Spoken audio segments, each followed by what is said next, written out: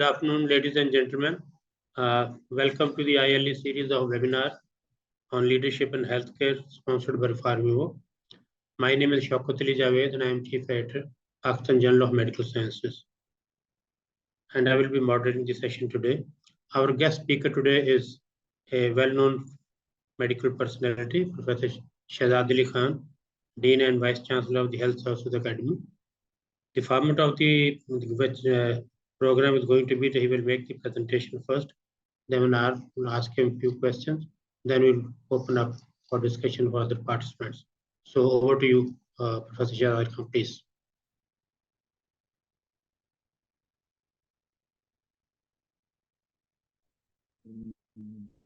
Thank you. Am I audible clearly? Yes, yes. Thank you. Thank you very much to Pharmivo and specifically to Shaukat Javed Saab, Masood Saab, and all the team. This is a very critical topic, and it has always been a real problem globally when it comes to health management. So I'll try to be bilingual. कोशिश करूंगा कि मैं दोनों ज़ुबानों में जो थोड़ा बहुत मैंने प्रेजेंट करना है उसको एक्सप्लेन भी कर दूं. So when we say challenging times, it means that there are issues and problems which are beyond the control of simple medical doctors or simple managers. So there are problems which are outside the scope of hospital even. So I will talk about what can be done and what are the things which need to be done and what are the issues and challenges overall. I'll start with this notion of processionary caterpillar syndrome. ये आप में से बहुत सारे लोगों ने पहले सुना भी होगा, और अगर नहीं सुना तो थोड़ा सा इसका एक रिव्यू हो जाएगा कि ये है क्या और how does it impact leaderships in various settings, specifically in the government sector. और पब्लिक सेक्टर में किस तरह से लोग काम करते हैं and how do they process various things.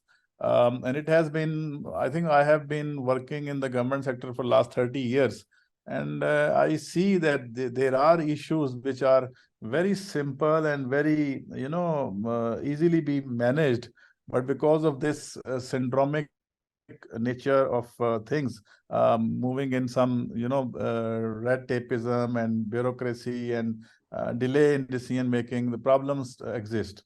So what is this processionary caterpillar syndrome?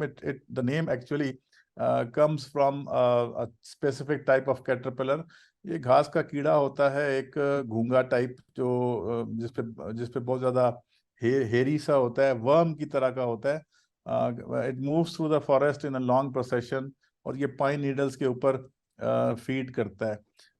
इसका नाम इसलिए processionary caterpillar पड़ा कि ये they usually follow a lead caterpillar, each with its eyes half closed and head fitted snugly against the rear end of the preceding caterpillar. So एक caterpillar के पीछे दूसरा, उसके पीछे तीसरा, उसके पीछे चौथा, एक लाइन में चल रहे होते हैं.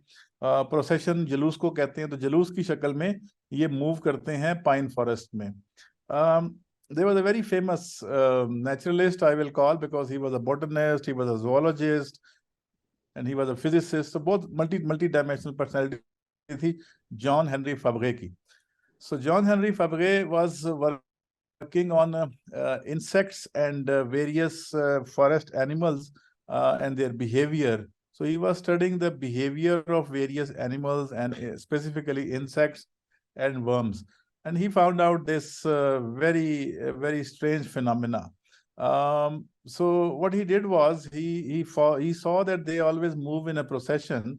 In an experiment with these processionary caterpillars, he was able to make them into a circle in the rim of a large flower pot. So ये है जी वो जिसकी मैं बात कर रहा हूँ, processionary caterpillar. इसमें आपको स्क्रीन नजर आ रही है मुझे शौकत साहब? जी बिल्कुल नजर आ रही है. अच्छा, ये 1 2 3 4 कैटरपिलर आपको नजर आ रहे हैं पाइन नीडल्स के ऊपर, ये ट्रीज के ऊपर, और ये प्रोसेशन की सूरत में आपको चलते हुए नजर आ रहे होंगे. अच्छा, मैं बताना भूल गया शौकत साहब, I will be sharing this power point presentation and you can always share with all the participants, whoever wants this. Okay. You can share the presentation to them. There is no copyright attached to this on my side. It is free Thank you, for very good. all. ये आप ILE की तरफ से जो भी चाहे उसको ये presentation आप दे देना, and they can use it even later on for their own Yes. purposes. तो ये है कैटरपिलर्स. इधर देखें तो ये पूरा एक जुलूस सा निकला हुआ है और ये इस तरह से जा रहे हैं. ये अगर आप देखें तो पूरी एक लाइन जा रही है. अच्छा, अब इतना ज्यादा ये उसने लिखा था fitted snugly against the rear end of the preceding caterpillar. ये देखें, इसको निडल से उसने उठाने की कोशिश की है तो आगे वाले और पीछे वाले इसको छोड़ नहीं रहे. ये अलग-अलग कैटरपिलर्स हैं जो घास के कीड़े हैं, लेकिन ये किस तरह एक दूसरे के पीछे, जिस तरह भेड़ चाल होती है या चूंटियां चलती हैं, इसी तरह ये भी चलता है. अब आप इसमें देखें तो इसमें भी 1 2 3 4 5 6 हमें कैटरपिलर नजर आ रहे हैं, लेकिन किस तरह से ये जुड़े हुए हैं. अब हुआ क्या? Fabergé succeeded in getting the lead caterpillar to connect up with the last one, creating a complete circle which moved around the pod in a never-ending procession. हुआ क्या कि ये when it started this he made them move into a circle. So सबसे आगे वाले को इसने एक सबसे पीछे वाले के साथ कनेक्ट किया, सर्कल कंप्लीट हो गया. अब वो सर्कल में मूव करना शुरू हो गए. इसका ये ख्याल था कि may be after a few circles चक्कर लगाएंगे, उसके बाद इनको समझ आ जाएगी यार हमें तो किसी ने बेवकूफ बनाया है, हम तो गोल गोल घूम रहे हैं, we are not going anywhere, we are not reaching anywhere. So he thought that after a few circles of the pod the caterpillars would discover their predicament और will become tired of their endless progression and move off in another direction. ये उसका hypothesis था, ख्याल था, but he was looking at कि ये कैसे behave करते हैं. But they never varied their movements, kept on moving in that circle, and ultimately they started dying and maybe tired हो गए और sluggish हो गए, slow हो गए, slow चलते थे, रुकते थे, फिर चलते थे. So through force of habit, the caterpillars kept moving relentlessly around the pod at about the same pace for a period of 7 days. After 7 days ethical भी था और भी इश्यूज थे. उसने कहा ये तो मर जाएंगे तो कल को ज़ाहिर है पब्लिश भी नहीं होगा, कहीं पे क्रूअल्टी का भी होगा, अनएथिकल भी है कि आप एक्सपेरिमेंट कर रहे हैं और आपने उनको अलहदा नहीं किया, फीड नहीं किया और मर गए वो. तो इसने स्टॉप कर दिया एक्सपेरिमेंट 7 days के बाद. जो सबसे इंटरेस्टिंग चीज थी वो आगे आएगी. उसका ये ख्याल था कि they would have continued even longer if they had not stopped from shear exhaustion and hunger. और जो सबसे इंटरेस्टिंग पॉइंट उसने किया वो ये था, as part of the experiment, food had been placed close by in sight of the group, but because it was out of the path of the circle, they continued in their procession to what could have been their ultimate destruction. तो उसने centre में उस flower pot के या जो भी pot था empty, उसके पॉट के सेंटर में जहां ये मूव कर रहे थे उसके सेंटर में उसने पाइन नीडल्स डाली थी जो ये खाते थे. तो इनका जो फूड था वो अवेलेबल थी और इनको एक आंख से नजर भी आ रही होगी, साइड पे देखें तो इनको पता था कि यहाँ पे कहीं हमारी फूड पड़ी है. लेकिन इमेजिन करें कि 7 days तक ये सर्कल में मूव करते रहे, लेकिन चूंकि इनका वो एक फिनोमेना ऐसा है, ये मूव ऐसे करते हैं, इन्होंने किसी ने भी वो साइकिल तोड़ के सर्कल तोड़ के तो इसने फूड की तरफ नहीं आए, मरने को तैयार हो गए, रुक गए, काम खत्म कर दिया, लेकिन इन्होंने अपने आप को चेंज नहीं किया या अपने आप को उसको यूज फूड की तरफ नहीं हुए ये गए. और ये भी एक बड़े इंटरेस्टिंग बात थी कि आपके पास अवेलेबल है लेकिन आप अपने हैबिट की वजह से इसको वो कर रहे हैं. सो अल्टीमेटली उसका जो नेचुरल कंक्लूजन उसने निकाला जॉन हेनरी फबगे ने कि in their procession around the pod they were blindly following what the basic thing is their instincts, जिसको हम उर्दू में जबिल्लत कहते हैं कि हमारी जो अंदरूनी एक जबिल्लत होती है हम उसी को फॉलो करते हैं हमेशा. They were following their habits because they used to do this, their past experience because it was their experience. उसकी प्रैक्टिस ये थी, उनकी ट्रेडिशन ये थी, उनका कस्टम ये था. तो जब भी हम कहीं बात करते हैं चेंज मैनेजमेंट की, क्राइसिस की, लीडरशिप की, तो ये जो चीजें मैंने यहाँ लिखी है ना, ये बन जाती हैं बहुत बड़े ब्लॉक्स बन जाते हैं, रोड ब्लॉक्स बन जाते हैं, ये इम्पेडिमेंट्स बन जाते हैं towards change, towards improvement. Why? Because we usually follow our instincts, our habits, past experiences, past practices. हमारी ट्रेडिशनल वे ऑफ वर्किंग है, हमारा एक अपना कस्टम है. तो हेल्थ के अंदर भी खास तौर पे अगर आप देखें तो हम जो चीजें नहीं कर सक रहे या जो नहीं कर रहे, उनके अंदर भी बहुत सारी जो चीजें हैं वो इनसे मैच करती हैं। सो चेंज के लिए हमें इन चीजों को एड्रेस करना पड़ता है। इनको एड्रेस किए बगैर we will not be able to move ahead. और आखिरी चीज जो उसने बोली वो गवर्नमेंट सेक्टर में बहुत ज्यादा होती है, जो मैंने एंड के आगे लिखी हुई है। एंड के आगे लिखा है मैंने प्रेसिडेंट, प्रेसिडेंट या प्रेसिडेंट। अब चूंकि मैं खुद गवर्नमेंट में काम करता हूँ, आप में से जितने लोग गवर्नमेंट में काम करते हैं, अपने अफसरों के पास जब कोई जाते हैं प्रपोजल लेके या कोई नई चीज बात करते हैं, इनोवेशन करते हैं, तो आगे से अफसर कहता है कोई पास प्रेसिडेंस है थोड़ा इस किस्म का, कोई कदे इस तरह होया है, have you ever done this like this, was did somebody do it like this. So जब तक पास प्रेसिडेंस नहीं होता, बॉस सवाल ही पैदा नहीं होता कि आपकी प्रपोजल अप्रूव करेंगे। ये तो कदे होया ही नहीं, ये तो कभी हुआ ही नहीं, आप कैसे कह सकते हो कि ऐसे करना है। तो सबसे बड़ा मसला सरकार का है कि we are all and many private sector as well, traditional organisations जो है हमारी orthodox conservative and the government sector, we are all working like a processionary caterpillar. We are suffering from a processionary caterpillar syndrome. दुनिया कहाँ से कहाँ पहुंच गई, ये हम उसी सर्कल में घूम रहे हैं। Instincts, habits, experiences, practices, tradition, custom और सबसे इंपॉर्टेंट पास्ट प्रेसिडेंस के चक्कर में हम कोई नई चीज करते ही नहीं है। और अगर आप देखें तो ये this is one of the biggest challenge जो हमारे यहाँ पे है। No one wants to change. हमने जहां भी चेंज की कोई रिफॉर्म लेके आते हैं, वो पहले से जो हमारा स्टेटस को होता है उसको किसी और स्टेटस को में कन्वर्ट करने की कोशिश होती है। प्योर रिफॉर्म्स अभी तक इस मुल्क में उस तरह से नहीं हुई जो कि किसी न किसी लेवल की थी। जिसने कोशिश की रिफॉर्म लाने की, उसके बाद हालांकि वो अच्छी भी थी, तो हमारी ये जो पॉइंट्स यहाँ पे लिखे हुए हैं, जो हम जिसको हम ब्लाइंडली फॉलो करते हैं, इनकी वजह से हम कोई भी रिफॉर्म में अभी तक हमें कोई उस तरह से सक्सेस नहीं आई। कुछ हैं models individual public private partnership के जिन्होंने बहुत इंप्रूवमेंट की है, but they are very few.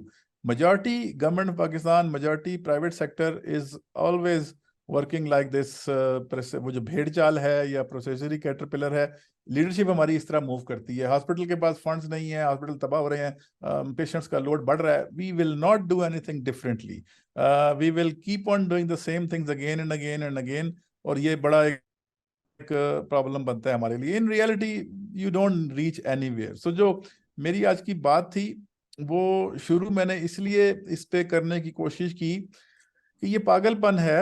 It's a very old African probably, या कन्फ्यूशियस ने या किसी ने कहा था, मुझे इसका रेफरेंस नहीं है, लेकिन एक पुरानी प्रोवर्ब है कि it's a form of insanity to do the same things over and over again and then expect different results. ये है गवर्नमेंट पाकिस्तान का और पाकिस्तान के हेल्थ डिपार्टमेंट का डायलेमा सबसे बड़ा, कि ये पिछले 70 सालों से, 30 साल से तो मैं देख रहा हूँ, 30 ईयर से ये सब कुछ वैसे ही करते हैं जैसे 30 साल पहले कर रहे थे। कोई चीज़ नए तरीके से या नए अज़म के साथ कोई नहीं करता। We keep on doing the same things again again and again and नारा मारते हैं तब्दीली का या चेंज का या इम्प्रूवमेंट का। वही चीज़ें हैं हैबिचुअली जो चली आ रही हैं। सो जो एक प्रॉब्लम है आज के लिए हमारे जो लिसनर्स हैं उनके लिए, कि ये एक बहुत फैक्चुअल चीज़ है जिसके ऊपर आज से 150 साल पहले ये एक्सपेरिमेंट्स हुए हैं जॉन हेनरी फैब्रे के। मार्केटिंग में जब हम पढ़ाता हूँ मैं कॉर्पोरेट सेक्टर में, क्योंकि मैं प्राइवेट सेक्टर को भी ट्रेनिंग्स करता हूँ, तो जब प्राइवेट सेक्टर में हम जाते हैं मार्केटिंग की बात करते हैं या चेंज मैनेजमेंट की बात करते हैं, तो उसमें ये प्रोसेसरी कैटरपिलर सिंड्रोम लाजमी पढ़ाया जाता है। क्योंकि जब तक आप ये मेंटेलिटी लोगों को नहीं बताएंगे कि अपनी ये मेंटेलिटी आपने ये सारी चेंज करनी है, उस वक्त तक चेंज आ ही नहीं सकती इदारे में। सो ये एक बहुत बड़ी प्रॉब्लम है पाकिस्तान के अंदर कि we are doing the same things over and over, और उसी के बाद हम एक्सपेक्ट करते हैं कि रिजल्ट्स बेहतर होंगे। अब आप आ जाएं, इसको देखते हुए हमने टाइटल लिखा हुआ है चैलेंजिंग इरा या हार्ड टाइम या difficult era. Why we call that Pakistan health और Pakistan health system is in a very bad shape और we have a challenging era. उसके लिए थोड़े से मैं आपको ये नंबर्स दिखाऊंगा। स्लाइड आप बाद में भी दोबारा रिवाइज कर सकते हैं, मैं जरा जल्दी जल्दी आपको ये दिखा दूं कि हमारे हालात क्या हैं। ये कुछ स्टैटिस्टिक्स हैं जो वन स्लाइड पे मैंने डाली हैं, और आप इसको दोबारा भी कभी वेरीफाई कर सकते हैं। पहली बात तो ये है, we have become the highest prevalence of diabetes in the world. We are the number 1 country of the world. Number of cases के अंदर हम नंबर 3 हैं, लेकिन परसेंटेज में हम नंबर 1 हैं। चाइना इंडिया के बाद हम नंबर 3 हैं नंबर ऑफ केसेस के हिसाब से, which are 33 million, 3,30,00,000 diabetics estimated हैं पाकिस्तान में, और 17% आबादी का ये तकरीबन हमें बताया गया कि 17% से लेके कुछ आबादियों में 25% तक लोग जो हैं प्री डायबिटिक और डायबिटिक निकल रहे हैं, which is not just a disease. Diabetes is also a risk factor for multiple diseases. So it's like an atom bomb of health. We have very high number of cases of TB. We have the third largest maternal deaths in the world. Pakistan also has the highest newborn mortality rate in the world. हर 1,000 पैदा होने वाले बच्चों में से 42 बच्चों की death हो जाती है पहले महीने में, और तकरीबन 60 से 65 बच्चों की पहले साल में डेथ हो जाती है हर 1,000 पैदा होने वाले बच्चों में से। और पैदा होने वाले बच्चों की तादाद तकरीबन सालाना जो है वो 60 लाख से ज्यादा है। तो अगर 1,000 में 60 मर रहे हैं तो 60 लाख में आप हिसाब लगा सकते हैं कितने कितने ज्यादा बच्चे हमारे यहाँ फौत हो रहे हैं, और majority of them can be prevented. Polio का जिक्र करने की जरूरत ही नहीं है, हम और अफगानिस्तान 2 ही मुल्क रह गए हैं। डायरिया अगर आप देखें तो 1 in 5 children in the last month have had diarrhoea. Pneumonia 1 in 10 को हुआ होता है। हेपेटाइटिस बी और C is rising and rising. It's not sex related, it's not addiction related, it's mostly iatrogenic. हमारे मुल्क में बदकिस्मती मैं कहूँगा कि हेपेटाइटिस बी, हेपेटाइटिस सी और HIV ये 3 जो हैं ये आजकल ये सेक्स से या किसी और चीज से नहीं फैल रहे, होमोसेक्सुअलिटी से या किसी और चीज से, ये आजकल हेल्थ केयर प्रोवाइडर्स के थ्रू फैल रहे हैं। The number 1 cause of this transmission of HIV, hepatitis B and C is soon going to be a healthcare provider. और अभी तक जितनी लास्ट हमारी निकली हैं एपिडेमिक्स, चाहे वो रतोडेरो की हो या गोजरा की हो, गुजरात की हो, फैसलाबाद की हो, चीचावत, चाहे कहीं भी निकली है, गांव के गांव पूरे पॉजिटिव निकले हैं because of a GP who used infected syringes and infected drip sets and other things. So ये बहुत बड़ा इशू है हेल्थ सिस्टम का कि हम लोग खुद बजाय बचाने के हम ये बीमारियां फैलाने में लगे हुए हैं। डेंटिस्ट हों या सर्जन हो, फिजिशियंस हो, प्राइवेट सेक्टर में या पब्लिक सेक्टर में ये जो इन्फेक्शियस डिजीज है ये बहुत बुरी तरह फैल रही है। ओवरवेट बहुत ज्यादा हो गया है, हाइपर कोलेस्ट्रोलीमिया अब तो 20% से बहुत ज्यादा नंबर है। ये तज़ीन जाफर की स्टडी थी जिसमें 20% आया था। अभी बासित साहब ने बाइट के की हैं कुछ स्टडीज जमाल जफर साहब के साथ, मेरे साथ, तो वो 40% तक आ रहा है hyper cholesterolemia. Then you see this hypertension very high. 1 in 3 Pakistani above the age of 40 is hypertensive. Anemia 44% तक जा चुका है women में. Tobacco use, very few Pakistanis they take vegetable every day, salads every day. हालांकि ज़रूरी मुल्क कहलाता है, सस्ती भी है, सैलड इतनी महंगी नहीं है, होम ग्रोन हो सकती है। गांव के अंदर भी हम लोग कच्ची सब्जियां अब नहीं खाते जो हमारे बचपन में आज से 50 साल पहले होती थी। अब इस वक्त जो हमारी जनरेशन है वो सैलड्स नहीं खाती, और हम जो बड़े लोग हैं जिस तरह मैं हूँ, ये शौकत साहब हैं, ये भी हम जाते हैं तो कहीं किसी शादी वादी पे जाते हैं तो वहाँ पे सैलड खा लेते हैं बुफे में, वरना नॉर्मली हमारी डाइट में भी डेली सैलड हमारी उम्र के लोगों के पास भी कोई नहीं हम यूज करते, जिनको पता है तब भी। वरना शादियों पे सलाद खाते हैं बस हम, उसके बाद फिर बिरयानी और वो कहते हैं ना चिकन और मटन उसके बाद खाते हैं। दिस इज वेरी किलिंग के हमारे यहाँ फ्रूट अ डे, बड़ा पुरानी कहावत है, Apple a day keeps a doctor away. ये मेडिकली प्रूवन है, साइंटिफिकली प्रूवन है, मेटा एनालिसिस रिव्यूज अवेलेबल हैं कि जो लोग रोजाना फ्रूट एंड वेजिटेबल इनटेक अपनी रखते हैं उनकी लाइफ एक्सपेक्टेंसी ज्यादा होती है, उनको कैंसर और दुनिया जहान की बीमारियों का चांस बहुत कम होता है। ये देखें 90% Pakistani population consumes less than 2 serving of salad. नीचे देखें in leisure domain 90% Pakistani population is inactive, only 10% Pakistanis they do exercise. Regular exercise is done by only 10% people in Pakistan.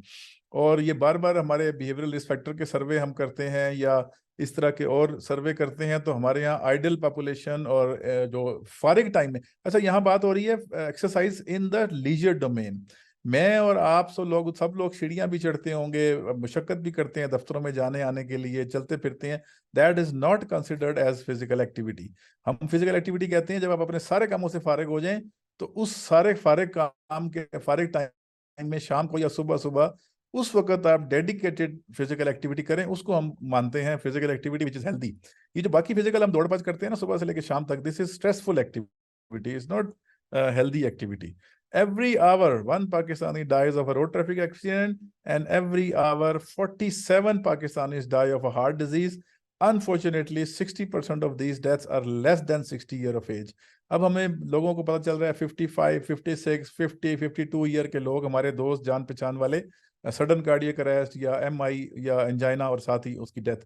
तो very high number pre mature deaths हैं और early हैं, complicated हैं, और ये पूरे का पूरा हेल्थ सिस्टम के ऊपर बहुत बड़ा बर्डन है। सो ये चैलेंज है जी, जो हम कहते हैं ना चैलेंजिंग इरा, तो उसकी एक कहानी ये है, द प्रॉब्लम साइड। कोई आपसे पूछे why Pakistan health system has such a big challenge, these are few of the numbers. I can give you many more diseases, मेरे पास बहुत सारा डाटा है मुख्तलिफ बीमारियों का। और आगे चलें तो माइक्रोन्यूट्रिएंट डेफिशिएंसी का भी देख लें हालात क्या है। वर्स्ट कंडीशन है, मैं ख्याल अफगानिस्तान के बाद नंबर 2 पे आते हैं हम। अफ्रीकन कंट्रीज भी हमसे बेहतर हो गए हैं न्यूट्रिशन में आफ्टर इंटरवेंशन। हमारा जो 2018 का नेशनल न्यूट्रिशन सर्वे हुआ था, उसकी फाइंडिंग में आपने देखा होगा 41.7% को स्टंटिंग थी, अंडरवेट 29% थी, ये बच्चों की बात हो रही है, अंडर 5 चिल्ड्रन।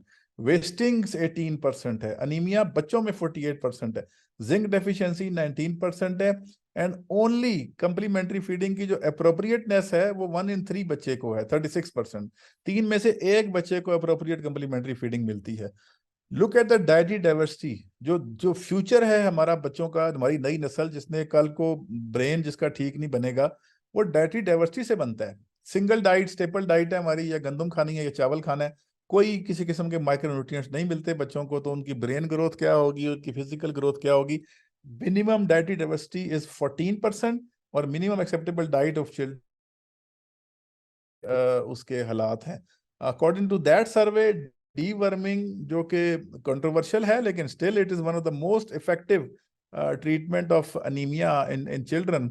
माइक्रोन्यूट्रिएंट डेफिशिएंसी और अनीमिया के लिए बहुत जबरदस्त चीज है डीवर्मिंग। सिर्फ इसकी कवरेज 13% बच्चों को थी, क्योंकि आजकल हम नहीं करते, ये पहले करते थे पेट के कीड़ों के लिए, आजकल because of unknown reasons, I don't know why, but they don't do it. Functional disabilities बहुत हाई हैं बच्चों में, 13%। विमेन के हालात भी कोई बेहतर नहीं है, अनीमिया मैंने पहले बताया 44% तक जा चुका है, और विटामिन डी डेफिशिएंसी जो है खवातीन की हमारी, वो तकरीबन 80% है, 79.7% है। ये है हमारे न्यूट्रिशन के हालात। सो आप अगर हेल्थ के इंडिकेटर्स देखें, न्यूट्रिशन के इंडिकेटर्स देखें, फिर आ जाएं कि हमारे यहाँ पे पॉवर्टी की सूरत हाल क्या है। $2 a day 60% है, $1 a day 21% है, और मोस्ट ऑफ द एक्सपेंडिचर जो हमारे यहाँ हेल्थ में हो रहा है, पाकिस्तान में 1200 अरब रुपए का सालाना खर्चा होता है सेहत पे। 1200 अरब रुपया खर्च होते हैं साल में पाकिस्तान में सेहत के ऊपर, उसका सिर्फ 30% गवर्नमेंट ऑफ पाकिस्तान से निकलता है, तकरीबन 400 अरब, और उसके अलावा जो 70% है वो मेरी और आपकी प्राइवेट सेक्टर की जेब से निकलता है। तो हमारे यहाँ पे आउट ऑफ पॉकेट स्पेंडिंग बहुत हाई है। हेल्थ फाइनेंसिंग के चैलेंज देख लें सिस्टम के अंदर, तो आपको ये पता चलेगा कि पाकिस्तान का पहली बात तो ये है कि we rank very poorly in human development index HDI 189, 189 countries के अंदर हमारा 150वां नंबर है। अभी मुझे कोई बता रहा था 154 पे चले गए हैं, उसको मैं अभी वेरीफाई करूंगा, but we have gone below 150। इसका मतलब क्या हुआ? इसका मतलब हुआ 30-35 मुल्क हैं जो हमसे ज्यादा बुरे हैं ह्यूमन डेवलपमेंट इंडेक्स में, और 150 में से 149 मुल्क हमसे बेहतर हैं, जिनमें कई अफ्रीकन कंट्रीज भी शामिल होंगे जो कि बहुत पुअर हैं। So it's not just about the money and poverty of the country, it is the priority and many other things. अच्छा, जो HDI बनता है ना, इसमें हेल्थ के बड़े क्रिटिकल इंडिकेटर्स होते हैं, आपको पता है, लाइफ एक्सपेक्टेंसी होती है, अंडर 5 मोर्टेलिटी होती है, ये सारी चीजें HDI में बनती हैं। तो हेल्थ की जो वजह से, हेल्थ की बुरी सूरत हाल की वजह से हमारा HDI बहुत बुरा है। एक्सपेंडिचर अगर आप देखें तो जनरल गवर्नमेंट, यानी गवर्नमेंट टोटल खर्चा करती है उसका सिर्फ 9% हेल्थ पे खर्च करती है अपने खर्चे का। 90% खर्चा गवर्नमेंट किसी और चीज पे करती है, हेल्थ पे नहीं करती। पहले मैंने बता दिया 30-70 था, तकरीबन 34% एक्सपेंडिचर बाय गवर्नमेंट है, 64 बाय प्राइवेट है। और ओवरऑल हर शख्स को पाकिस्तान में अगर 100 लोग अस्पताल जाते हैं तो तकरीबन 90 लोगों को कुछ ना कुछ बाजार से कुछ ना कुछ जरूर लाना पड़ता है, चाहे वो मेडिसिन है या टेस्ट है या कुछ भी है। एक बहुत शोर है, वो कहते हैं बड़ा शोर सुनते थे सीने में दिल का। हमारे यहाँ लोग समझते हैं कि पाकिस्तान का जो सारा हेल्थ सिस्टम है डोनर्स चला रहे हैं, बहुत बड़ी फैलेसी है, बहुत बड़ा एक मिसकन्फ्यूजन है। हमारा जो हेल्थ स्टेटिस्टिक्स हैं पाकिस्तान की, जो जिसको हम नेशनल हेल्थ अकाउंट्स कहते हैं, गवर्नमेंट ऑफ पाकिस्तान खुद वो कंपाइल करती है, federal bureau of statistics division, उसने ये बार बार प्रूव किया है कि पाकिस्तान में डोनर की जो कंट्रीब्यूशन है 1200 अरब में से, वो 2% से ज्यादा नहीं है।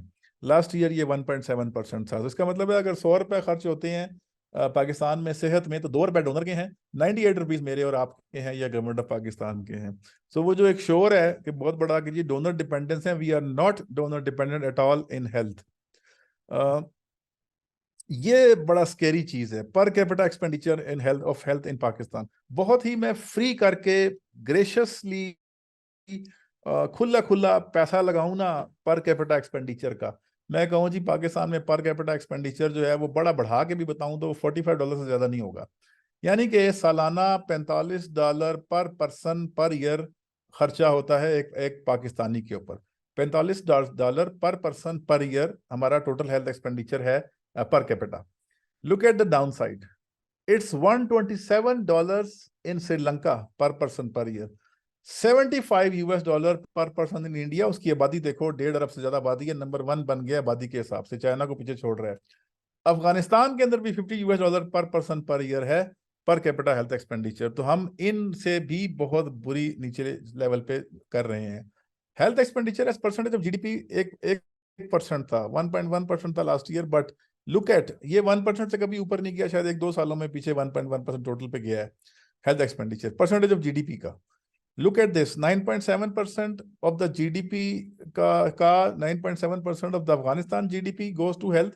इंडिया की जीडीपी बहुत बड़ी है, ट्रिलियंस ऑफ डॉलर्स की जीडीपी है, उसका 3.6% हेल्थ पे जाता है। श्रीलंका की जीडीपी का 3.8% हेल्थ पे जाता है। बांग्लादेश की जीडीपी का 2.4% जाता है। जब ये हमारे साथ थे उस वक्त 0.7% था जीडीपी का जो परसेंटेज था हेल्थ के लिए। सो ये हमारी कोई इनपुट्स हैं जो हम डालते हैं हेल्थ के अंदर, जिसके ऊपर बहुत सारे काम करने की गुंजाइश है। तो ये आ गया, ये बात हो गई सारी।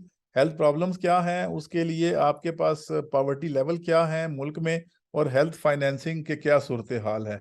तो चैलेंज तो आ गया ना, and we see that this is a desperate time, and in desperate time you need some innovations, innovative solutions. तो उसके लिए जो लीडरशिप है, हम आज मैं रिफॉर्म्स की बात नहीं करूंगा या किसी उसकी बात नहीं करूंगा दूसरी चीजों की, हम बात करेंगे कि इनोवेशन आपने करनी है तो ऑप्शंस क्या है हमारे पास, चाहे हम पब्लिक सेक्टर में या प्राइवेट सेक्टर में है। लेफ्ट साइड पे अगर आप देखें तो एक डिफरेंट किस्म का इनोवेशन के लीवर्स हैं, और राइट साइड पे जो इनोवेशन के लीवर्स हैं वो फर्क है। ये 6 इनोवेशन के लीवर्स हमारे पास मौजूद हैं जिनके ऊपर हमें काम करना है, और दोनों के डिफरेंट मॉडल्स हैं। तो इधर जो लेफ्ट पे लिखा हुआ है ये है बिजनेस मॉडल इनोवेशन। हमें अपने बिजनेस मॉडल्स को देखें, अगर आप पाकिस्तान के कॉर्पोरेट सेक्टर के हॉस्पिटल्स को, तो वो बहुत जबरदस्त परफॉर्म कर रहे हैं। इंडस को आप देख लें, आप आगा खान को देख लें, आप जितने प्राइवेट सेक्टर के बड़े बड़े अच्छे हॉस्पिटल्स हैं वो मल्टीप्लाई कर रहे हैं। वो एक से दूसरी बिल्डिंग, दूसरी से तीसरी बिल्डिंग, एक शहर से दूसरे शहर, दूसरे शहर से तीसरे शहर तक पहुंच जाते हैं। इस्लामाबाद में शिफा है, अली मेडिकल है, मरियम मेमोरियल है, बड़े बड़े हॉस्पिटल्स हैं, एवन मेडिकल कॉम्प्लेक्स है। तो ये बड़े प्रॉफिट में जा रहे हैं, और ये एक्सपेंशन में जा रहे हैं, ग्रोथ में जा रहे हैं आहिस्ता आहिस्ता। सरकार के अस्पतालों को आप देखें तो सरकार के अस्पतालों की अल्टीमेटली बिल्डिंग रह जाती है सिर्फ। So the government hospitals are not flourishing at all because they don't utilize innovation. अगर आप देखें लेफ्ट साइड पे बिजनेस मॉडल में, तो सबसे पहली चीज है value proposition. We don't have a value proposition in the government hospitals. कोई वैल्यू प्रोपोजिशन उनकी है ही नहीं। इतनी पैथेटिक सूरत हाल हो चुकी है अभी कि टर्शरी केयर लेवल के इस्लामाबाद के हॉस्पिटल में भी आप चले जाएं ना, तो आप सवाल ही पैदा नहीं होता कि आपको कोई रिस्पेक्ट मिले, डिग्निटी हो, जितनी मर्जी आपकी सिफारिश हो, जानने वाले हों, जिस तरीके से वहां पे डॉक्टर्स आपके साथ बिहेव करते हैं, नर्सेज और वो जो इवन जो सिक्योरिटी गार्ड्स हैं सरकारी अस्पतालों के, जिस तरह वो पेश आते हैं मरीज के साथ, वो शर्मिंदगी होती है देख के। और आप जितनी मर्जी सिफारिश लगाएं, पैसे लगाएं सरकार के अंदर, आपको वैल्यू प्रपोजिशन का मॉडल नहीं नजर आता। सप्लाई चेन के बेतहाशा इश्यूज हैं, किसी किस्म का कोई जो है ना उनके पास सप्लाईज ही नहीं है किसी चीज की। फैमिली प्लानिंग की उस दिन मैं बात कर रहा था कि जी बड़ी हमारे यहाँ ये है तो वो है। आप देखें कि हमारे यहाँ 21% कपल्स पाकिस्तान के वो फैमिली प्लानिंग करना चाहते हैं, उनको सप्लाई ही नहीं मिलती। They don't get contraceptive from the government facilities.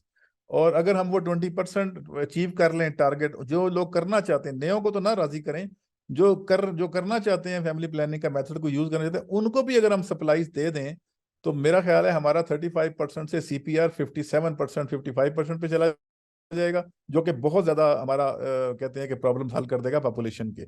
So value नहीं है, value preposition is absolutely absent in the government sector of hospitals. तो जो मैनेजर्स हैं वो वैल्यू को डिस्क्राइब करें अपने हॉस्पिटल की, what are the values of that hospital for a patient, for a physician, for surgeons, for nurses, for paramedics, उनको एक वैल्यू प्रपोजिशन दें। फिर हम अपनी सप्लाई चेन को बेहतर करें एंड ऑफ कोर्स आइडेंटिफाई करें टारगेट कस्टमर। ये जो सरकार के अंदर वॉक इन फैसिलिटीज बनी हुई हैं, बड़े बड़े टर्शरी केयर, आप कराची में भी जाएंगे तो जितने बड़े बड़े सरकारी अस्पताल हैं उसमें कोई टारगेटेड कस्टमर नहीं होता। Anyone can just walk into the OPD and go there and get itself checked by a specialist और whatever whoever is sitting over there. कोई फिल्टर नहीं है, कोई गेट कीपिंग मैकेनिज्म नहीं है जो दुनिया में होता है।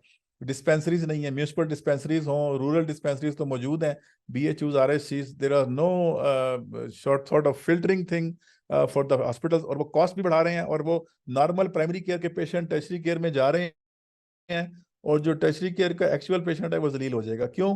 कि वो 10 पेशेंट जो हैं वो नॉर्मल होंगे प्राइमरी केयर के, जो कहेंगे हम बहुत सीरियस हैं, और जो असल टर्शरी केयर के लेवल का पेशेंट होगा वो उस रश में पहुंच ही नहीं सकेगा अंदर तक। तो ये जो हमारा लेफ्ट वाला बिजनेस मॉडल इनोवेशन है, ये बहुत शदीद जरूरत है पाकिस्तान में इसकी, कि हम अपनी रीडिफाइन करें वैल्यूज को हॉस्पिटल्स की। प्राइवेट को भी ऐसे ही ले लें आप, प्राइवेट सेक्टर भी अपनी वैल्यू प्रोपोजिशन बनाए, सप्लाई चेन पे काम करे, टारगेट कस्टमर को अट्रैक्ट करे, उसके लिए पैकेजेस बनाए, तो क्यों नहीं होगा। दूसरी साइड पे देखें तो वो है टेक्नोलॉजी इनोवेशन। ये भी हमने यूज कर रहे हैं सरकार में। We are not using the technology which is available in the world. अभी भी वो पर्ची सिस्टम है, कोई वो सिस्टम नहीं है कि वो टोकन वाला जिसमें मशीन, बैंक में आप जाते हैं, आप बटन दबाते हैं, आपको टोकन निकल आता है, नंबर लिखा होता है, काउंटर पे जाएं, ऐसा कोई सिस्टम नहीं है। अगर बना भी है तो खराब होके कबाड़ में पड़ा होगा, दोबारा से वही हाथ से पर्ची बनाने वाला बगैर पर्ची वाला आ गया होगा। तो technologies we are not using. दुनिया कहाँ से कहाँ पहुंच गई है टेक्नोलॉजी में। टेक्नोलॉजीज कौन कौन सी हैं? Product and services based on technology, ये बहुत ज्यादा है। ओटीज में, इमरजेंसीज में, हर जगह यूज कर सकते हैं। प्रोसेस टेक्नोलॉजीज हैं, और of course there are certain enabling technologies जो मेरे जीपी को, मेरे फिजिशियन को, नर्सिस को हेल्प करेंगे। कंप्यूटराइज फिजिशियन ऑर्डर एंट्री है, क्लिनिकल डिसीजन सपोर्ट सिस्टम्स हैं, HMS हैं, इलेक्ट्रॉनिक हेल्थ रिकॉर्ड्स हैं। बिल्कुल नॉमिनल यूज हो रहे हैं यहाँ पे। I think not more than 10% hospitals will be using that. बड़े हॉस्पिटल हैं प्राइवेट सेक्टर के जो ये यूज कर रहे हैं, गिनती के आप उंगलियों पे गिन लेंगे। बाकी even in the private sector nobody is using technology, which is a very very sad thing, which it makes us the things more challenging. तो ये है 6 levers of innovation जो हमें यूज करने चाहिए। इसके ऊपर मैं लिखूंगा भी, शौकत साहब को भेजूंगा भी। We need to do something about it. How to use innovation, innovative technology in the health sector in Pakistan. मेरा जो फेवरेट है, जिसको मैं रिकमेंड करता हूँ लीडरशिप के लिए, आप सबको भी कहूँगा कि आप इसको ज़रूर पढ़ें। उसको कहते हैं द 5th डिसिप्लिन। ये पीटर सैंड ने रिसर्च की थी 1990 में, ये 90-92 में ये उसने प्रेजेंट किया था। और ये मॉडल अगर हम सब लीडर्स जो मैनेजमेंट के लोग हैं वो पढ़ें और इसको समझने की कोशिश करें, पीटर सैंड की इस थ्योरी को, 5th डिसिप्लिन को, तो हमारे हालात बहुत बेहतर हो सकते हैं। और ये सिंपली उसकी फिलॉसफी ये थी कि आपने जो अभी इस वक्त हम अस्पतालों में बैठ के काम करते हैं वो रिएक्टिव होता है। We wait for the people to come and then we act, ये रिएक्टिव है। जबकि उसने ये कहा था कि हमें फ्यूचर के अंदर, सिस्टम्स के अंदर क्रिएटिविटी लेके आनी है, क्रिएटिव बन के काम करना है, प्रोएक्टिव बन के काम करना है। एक चीज नोट करें, जो रिएक्टिव के स्पेलिंग है और क्रिएटिव के स्पेलिंग है, अल्फाबेट सेम है। It's the rearrangement of the words which makes reactive into creative. एक वर्ड भी डिफरेंट नहीं है दोनों अल्फाज का। ये अपने जहन में बिठा लें कि हमने रिएक्टिव से अपने आप को क्रिएटिव बनाना है। कोई नई चीज नहीं चाहिए हमें, कोई नए रिसोर्स नहीं चाहिए, यही अल्फाज इस्तेमाल होंगे और रिएक्टिव चीज जो है वो क्रिएटिव बन जाएगी। हमने करके दिखाया है, पाकिस्तान में भी करके दिखाया है, सरकार के अस्पतालों में भी करके दिखाया, सरकार की हेल्थ सर्विसेज अकेडमी में भी हमने करके दिखाया है। रिएक्टिव को हमने क्रिएटिव में कैसे कन्वर्ट किया है। सो creativity and innovation is the key. But this 5th discipline में 5 चीजें हैं जो आप अगर कर लें तो you will become a very good leader with a very high level of output. अब मैं थोड़ा सा आपको हिस्ट्री बता दूं कि इसने किया क्या था पीटर सैंड ने। पीटर सैंड ने 1990 से लेके पिछले 100 सालों का डाटा लिया था ऑर्गेनाइजेशंस का जो फेल हुई। So he researched the organizations who failed in the last 100 years. सो 1890 कर लें या 1900 कर लें, उससे लेके 1990 तक राइज एंड फॉल देखा इसने इदारों का, बड़े बड़े, and not just health, corporate sector के भी, सर्विस डिलीवरी के भी, बैंक्स के भी, गोल्ड वाले भी, माइंस वाले भी। तो इसने बहुत सारी रिसर्च की ग्लोबल, कि जिसमें he try to identify the reasons of failure. हम सब जो है ना वो बड़ा कामयाबी का राज ढूंढते रहते हैं हर वक्त, कि यार फलाने बंदे ने इतने कामयाबी से काम किया, उसने क्या किया होगा। So we always go for the winner. We don't see the reasons of the failures. अगर हम reasons of the failure भी देख लें तो हमें उसमें बड़ी learning होती है। पीटर सैंज ने ये किया, इसने he went out to see the 100-year retrospective data of various organizations who failed. They were very big, they were giant, they were very famous, including this General Electric, America की थी general electric. इसके बाद Hawthorne studies वाला उसने वो देखा, फिर उसके बाद ये जो आपकी जीएम स्टडी की केस स्टडी की उसने। तो ये सारा जब किया तो उसको राइज एंड फॉल का पता चला, तो उसको ये साबित हुआ कि ऑर्गेनाइजेशंस जो हैं वो क्यों फेल होती हैं। उसके बाद फिर उसने ये 5 डिसिप्लिन बनाए, और वो जो 5 डिसिप्लिन है वो इस तरह है किसी इदारे का, वो इन 5 बातों का ख्याल कर लेगा तो उसके चांसेस सक्सेस के बहुत ज्यादा हो जाएंगे। तो सबसे पहली चीज तो ये है कि लीडर की अपनी पर्सनल मास्टरी होनी चाहिए। सो नाउ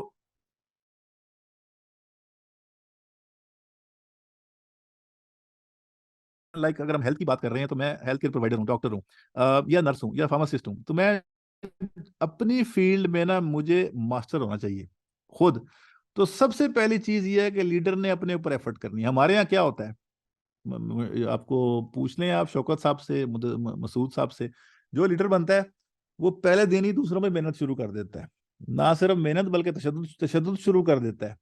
वो कहता है हुण मैं तो बन गया ना, तुसी सारे काम करो, मैं तो करना कोई नहीं।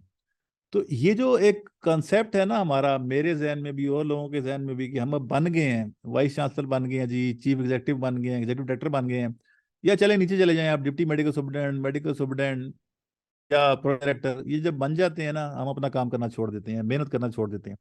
पर्सनल मास्टरी का उसने फलसफा, एक बंदा एफसीपीएस पास हो गया तो वो कहता जी बस उनते मैं सर्जन, एफसीपीएस पास हो गया, उसने मेहनत करना नहीं, उसने no, you should in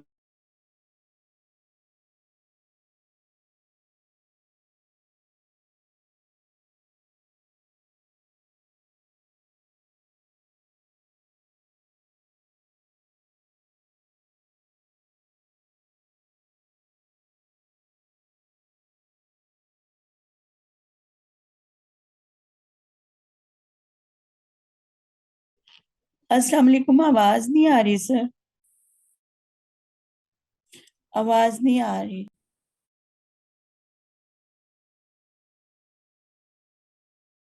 I thought मेरे नेटवर्क का इशू है। हमारे पास भी आवाज नहीं आ रही। वो सर कह रहे थे ना कि उनके पेरिफेरी अब में आ रही है थोड़ा। आवाज? हेलो जी, जी अब आई है। कहाँ से मैंने शुरू करना है? पर्सनल मास्टरी पे ही थे सर, के हम लोग पर्सनल काम मास्टरी। मेहनत करना छोड़ देते। मतलब ज्यादा टाइम जाया नहीं हुआ, चलें गुड हो गया। हम्म, अच्छा, सो मैं ये कह रहा था कि हमारा सबसे इम्पोर्टेंट काम ये है कि जब हम चार्ज लें किसी भी चीज का, तो लीडर के जहन में ये होना चाहिए कि यार अभी अभी भी मैंने सीखना है। अगर वो लर्निंग छोड़ देगा, अगर वो पर्सनल मास्टरी छोड़, देखें हर रोल के अंदर ना हमें एक नया नया स्किल, नई स्किल चाहिए होती है। जितने मर्जी हम काबिल हों, तो अगर हम हॉस्पिटल मैनेजमेंट में जाएंगे तो मैनेजमेंट तो हमें कभी किसी ने सिखाई नहीं होगी। हमारा हमारा ख्याल होता है कि हम बड़े अच्छे मैनेजर हैं क्योंकि हमें बोलना आता होता है, but management is a science, it can be learned very easily, and of course there are certain things which are artistic, वो आपके अंदर होती हैं, कम्युनिकेशन और बाकी पर्सनैलिटी आपकी जो है, असर्टिवनेस, लेकिन बहुत सारी चीजें जो हैं वो सीखनी पड़ती हैं। So personal mastery is improving your self. तो बॉटम लाइन क्या है लीडर के लिए, मेरा जो रिक्वेस्ट होती है सबको, मैं ये कहता हूँ कि जब आप लीडर बनना चाहते हैं या लीडर बन रहे हैं ना, तो सबसे पहली चीज तो ये है खुद को ठीक करो। ये जो सुबह को डंडा लेके रोजाना हाजिरियां लगाना शुरू कर देना, राउंड करना शुरू कर देना, छापे मारना शुरू कर देना, ये बिल्कुल इररेलेवेंट चीज है। चाहे वो सीएम साहब करें, मिनिस्टर साहब करें, या आपके एमएस साहब करें, यूजलेस एक्टिविटी है, और इससे कभी कोई अस्पताल की चीजें जो है ना वो नहीं इंप्रूव हो सकती। So personal mastery is investing on yourself definitely. इसके बाद इसने कहा, और ये मैं नहीं कह रहा, ये पीटर सेंच कह रहा है फिफ्थ डिसिप्लिन में, सेकंड उसने कहा मेंटल मॉडल्स। ये डे ड्रीमिंग कहलाती है। मेंटल मॉडल होता है डे ड्रीमिंग, इसको आप सिमुलेशन भी कह सकते हैं। सो लीडर ने क्या करना है, लीडर ने पर्सनल मास्टरी अचीव करते रहना है। इसकी ये नेवर एंडिंग स्टोरी है। ही और she has to improve himself in all the fields which are even not relevant to currently, but maybe in the future as well आपको काम आएगी। उसके बाद जब आप काम करने लगे ना, काम करने से पहले उसकी सिमुलेशन एक्सरसाइज करें, जैसे आर्मी में होती है, जैसे नासा वाले करते हैं, जैसे स्पेस वाले, जिस तरह ये बड़े बड़े जो साइंटिस्ट हैं वो करते हैं। सिमुलेशन करें उसकी, मेंटल मॉडल बनाएं उसके। I will do this will happen, then what. वो जो फ्यूचरिस्टिक फोरकास्टिंग होती है एक तरह से, उसको सिमुलेशन करके देखें उसको करने से पहले। So before implementing whatever you want to do some simulation in your mind. और जो अच्छा लीडर होता है ना, मैं जितनों को मिला हूं, मैं जितनों के साथ मैंने काम किया ग्लोबली, मेरे बड़े बड़े उस्ताद हैं, बड़े बड़े काबिल लोग हैं दुनिया में, पाकिस्तान में कम है, बाहर ज्यादा है, बट जो हैं वो मैंने उनको हमेशा डे ड्रीम करते हुए पाया है। हर वक्त उनके दिमाग में एक चीज चल रही होती है कि ये ऐसे करेंगे तो फिर ऐसे होगा, ऐसे होगा। फिर वो पूछ भी रहे होते हैं अपने जूनियर से, सबऑर्डिनेट से, यार इस तरह होगा तो क्या होगा। You keep on discussing and doing this. उसको लगता बंदा पागल सा ही है, लेकिन एक बात याद रखें, नॉर्मल बंदा नहीं होता जो अच्छा लीडर होता है ना, वो थोड़ा सा एबनॉर्मल होता है। तो अगर थोड़ी सी एबनॉर्मेलिटी हो गई है हमें, तो वो कोई बजायका नहीं है। ये मेंटल मॉडलिंग करने से और थोड़ा सा डिफरेंटली सोचने से हम अच्छा काम कर जाएंगे इंशाल्लाह। So mental models are very important. आप अपने दिमाग में वो मॉडल बनाएं कि मैं करूंगा तो क्या होगा, कंसिक्वेंस क्या होगा, फिर वो करेगा तो कंसिक्वेंस क्या होगा। सीक्वेंस बनाएं पूरा और एंड तक ले जाएं, कंक्लूजन तक। ये बहुत इंपॉर्टेंट है। आपने पर्सनल मास्टरी कर ली, अचीव कर ली, आपने बहुत अपने आप को सुपर बना लिया, बेहतरीन आपने लर्निंग कर ली, मेंटल मॉडलिंग भी कर रहे हैं, तो बड़ा चांस है, पीटर सेंच कहता है कि अब ये बंदा जो है ना, ये अपनी चलाएगा, किसी की सुनेगा नहीं। कहता है नो, आपने पर्सनल मास्टरी अचीव कर ली है, आप मेंटल मॉडल भी कर रहे हैं, but still you need to have a shared vision. What is shared vision? Peter Senge कहता है दूसरे की नजर से इदारे को देखना, अपने सामने वाले की नजर से। आप बैठे हैं चीफ एग्जीक्यूटिव, सामने आपका डिप्टी बैठा हुआ है, आपका फाइनेंशियल एडवाइजर बैठा हुआ है, या आपका कोई ऑपरेशनल मैनेजर बैठा हुआ है। आप अपनी नजर को छोड़ो, जो आप सोच रहे हो आप उसकी नजर से सोचो, यार ये कैसे सोचता होगा इसको, इस प्रॉब्लम को। तो शेयर्ड विजन होता है looking through other persons eyes. ऐसे नहीं है कि आप जो है ना, कि जो मैंने कहा है बस वही सही है। शेयर्ड विजन नहीं होगी तो इदारा जितना मर्जी मास्टर होवे ना, बंदा टॉप का यूरोलॉजिस्ट हो आपका, आप उसको लगा दें पीक में या कहीं पे, मेंटल मॉडलिंग भी करता हो, if you are not using shared vision with your team, अपनी विजन शेयर करें, उनकी विजन अपने से शेयर करें, और हमेशा रेस्पेक्ट करें उनकी विजन का, क्योंकि वो बेचारे आपसे जूनियर हैं, एक्सपीरियंस में भी कम होंगे, तालीम भी कम होगी, तो डेफिनेटली आपसे मैच नहीं करेगी उनकी विजन। लेकिन आपने देखना जरूर है कि इनका विजन है क्या। उनकी नजर से दुनिया को देखना है, उनकी नजर से इदारे को देखना है, अस्पताल को देखना है, कॉलेज को देखना है, यूनिवर्सिटी को देखना है। तब आपको पता चलेगा कि यार कितना फर्क है आप में और उसमें। इसका मतलब ये हुआ कि जितनी मर्जी मास्टरी मैंने अचीव कर ली, जितना मर्जी मेंटल मॉडलिंग कर ली है, अगर मैंने उनकी नजर से दुनिया को नहीं देखा तो फिर भी मेरा कामयाबी कोई नहीं है मेरे पास, ये फेलियर का तरफ जा रहा हूं मैं। And then it will lead to a team building. आप जितने मर्जी काबिल हैं, जितने मर्जी मेंटल मॉडलिंग करते हैं, शेयर्ड विजन भी कर ली है, now come up with a team. Team building करें फिर आप। और टीम बिल्डिंग कैसे होती है? टीम में हर शख्स फर्क होता है। आप क्रिकेट टीम की मिसाल ले लेते हैं, मैं हमेशा देता हूँ क्रिकेट टीम की मिसाल कि एक बंदा बॉलर है, एक बैट्समैन है, एक ऑलराउंडर है, एक विकेट कीपर है, कोई कुछ, हर बंदे की अपनी एक स्किल है, लेकिन टीम में सारे काम करते हैं। तो जरूरी नहीं है सारे बंदे टीम में आपको एक जैसे चाहिए हों। Never homogeneous, team is never homogeneous. Hospital में हॉर्टिकल्चर के लिए कि माइंडसेट करने वाला कंसल्टेंट फर्क होगा, सर्जरी के अंदर कमरे में बैठ के ओपीडी में पेशेंट देखने वाला बंदा फर्क होगा, जिसको बहुत घूमने फिरने का शौक है उसको बाहर का काम दें। सो टीम इस तरह की बनाएं, डाइवर्सिफाइड किस्म की टीम हो, जो मुख्तलिफ काम मुख्तलिफ लोग करने वाले काबिल हों, और ये डेवलप करनी पड़ती है, खुद ब खुद नहीं हो जाती। और ये आखिरी चीज है जी, सिस्टम थिंकिंग सबसे बेस्ट है। जिस बंदे को पाकिस्तान में सिस्टम की समझ है ना, वो कामयाब है। बस ये स्टेटमेंट याद रखें, सिस्टम को समझना कि सिस्टम चलता कैसे है, चाहे वो मलक रियाज है, चाहे वो जो भी मैं नाम ले लूँ, मैं सियासतदान किसी का नाम नहीं लेना चाहता, वो सिस्टम को समझ गया तो बस उसके इदारा भी कामयाब है, वो खुद भी कामयाब है। आई एम नॉट सेइंग कि आप 2 नंबर काम करें, आई एम नॉट सेइंग कि आप जो है वो रिश्वत दें या इस तरह की काम करें। सिस्टम को समझें कि किस तरह मिनिस्टर को हम किस तरह खुश कर सकते हैं, उसको बुलाएं, फीता कटवाएं, उससे कोई एक्टिविटी रख लें, एक उसके बदले कोई इनॉग्रल करवा लें अच्छी चीज का। फंडिंग नहीं मिल रही, जाएं डायरेक्टली जाके सेक्रेटरी साहब के पास जाके बात करें, उनको बुलाएं HSA में, सो या अपनी इदारे में। So the system is working in certain order. उसकी थिंकिंग, अच्छा वो कैसे आती है सिस्टम थिंकिंग, ये बड़ी मजे की मुझे मुझे मिली। वो ये कहता है कि हम अपनी कुर्सी पे बैठे होते हैं और इदारे में, और अपनी साथ वाली चेयर और अपने साथ वाले टेबल को देखते हैं। मेरी थिंकिंग मेरे साथ वाले की टेबल तक है बस। आप बैठे हो ना सारे किसी डिपार्टमेंट में, आप अपने आसपास के जो डिपार्टमेंट वाले हैं उनको देख रहे हो सिर्फ, आपकी थिंकिंग उससे ऊपर है ही नहीं। आप कहते हो यार मुझे तो पेपर नहीं मिलते, प्रिंटिंग के रिम नहीं मिलता, इनू पता नहीं कि तू पूरे पूरे रिम ले आंदा है प्रिंटिंग वास्ते, मेरे को तो प्रिंटर भी खराब है, तो प्रिंटर भी ठीक है। अच्छा जी, टिश्यू पेपर इसको मिलते हैं, इसको ब्रेकें बड़ी मिल रही हैं, इसको चाय पीने जाता है, ये करता है वो करता है। So everybody is looking at the next table, ठीक है ना। ये तो इतनी ज्यादा वो कहते हैं ना डेंजरस चीज है कि अब आपकी सोच है वो अपने से साथ वाले बैठे से ऊपर की बंद है ही नहीं। तो चीटर सैंड ये कहता है कि अपने डिपार्टमेंट से निकलो, अपने इदारे से भी निकल आओ बाहर, अपने सेक्टर से भी बाहर निकल आओ, और फिर ऊपर जाके आसमान की तरफ से नीचे देखो कि क्या हो रहा है दुनिया में, दुनिया कहाँ पहुंच गई है, इदारे कहाँ पहुंच गए हैं, सेक्टर्स कहाँ पहुंच गए हैं। फिर आपको पता चलेगा कि हालात कितने खराब हैं। फिर आपको तसल्ली होगी कि सिर्फ हेल्थ का नहीं बेड़ा गर्क, ये सारे ही सेक्टर जो है तबाही हुई हुई है, तो टेंशन नहीं होगी आपको। फिर आप कहेंगे हम भी हेल्थ को रो रहे थे तो सबका हालात खराब हैं, अब इसके सोल्यूशन की तरफ चलते हैं, जो हम कर सकते हैं वो तो करें ना। तो ये जो चीजें हैं ना सिस्टम थिंकिंग, ये सिस्टम को समझना, और सिस्टम में को फिर बंदा फ्रस्ट्रेट नहीं होता, और आपको पता होता है कि किस तरीके से मैंने काम करना है और क्या काम करना है तो मैं कामयाब होऊंगा। ये थोड़े से मैं आपको पर्सनालिटी टाइप्स बता दूं जो इनोवेशन और लीडरशिप के होते हैं, और इनमें से कौन सी पर्सनालिटी टाइप जो है वो किसको सूट करती है। कुछ मैंने, और ये आखिरी स्लाइड है, कुछ मैनेजर्स जो हैं वो कन्वर्जेंट होते हैं। कन्वर्जेंट का मतलब है कंक्लूडिंग होते हैं। उनको आप प्रॉब्लम बताएंगे ना जाके, वो कहेंगे नहीं नहीं नहीं बस आप ऐसा कर लो, उसने डिस्कस ही नहीं करनी, उसने कहा मैं बता रहा हूँ आप ऐसा कर लो, इमीडिएट सोल्यूशन पे पहुंचने वाला मैनेजर, इसको कन्वर्जेंट कहते हैं।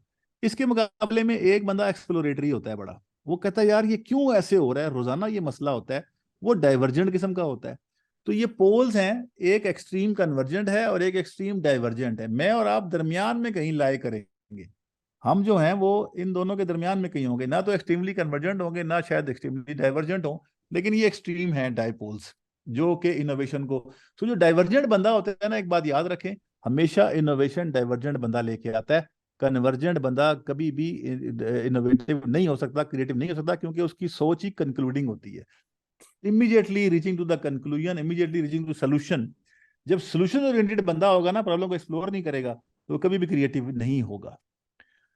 एक है कन्फॉर्मिंग, जो बॉस ने कहा चुप करके कर लिया, एक मैनेजर, और एक है नॉन कन्फॉर्मिंग। इसमें कन्फॉर्मिंग का चांस बहुत कम है कि वो क्रिएटिव होगा, क्योंकि वो तो ओबीडियंट होगा, उसे तो आगे बहस ही नहीं करनी। जबकि इकोनोक्लास्टिक या नॉन कन्फॉर्मिंग बंदा सोच सकता है क्रिएटिविटी। लॉजिकल बंदा भी क्रिएटिविटी कम करता है, इमोशनल बंदा बड़ा क्रिएटिव होता है, खासतौर पे जब उसने बिरयानी खाई हुई हो या उसने को पाई शाई खाई हो, निहारी खाई हो, तो उसकी इमोशंस और भी अच्छे ख्यालात देती है उसको। ऑब्जेक्टिव जो मैनेजर है, very objective to the point बात करने वाला, उसके अंदर बड़े कम चांस हैं इनोवेशन के। सब्जेक्टिव जो बंदा होता है वो वेरिएबल किस्म के बंदे, डिफरेंट बंदों से डिफरेंट तरीके से डील करने वाला बंदा, ही और she can be more creative. Flexible will be more creative as compared to a rigid manager.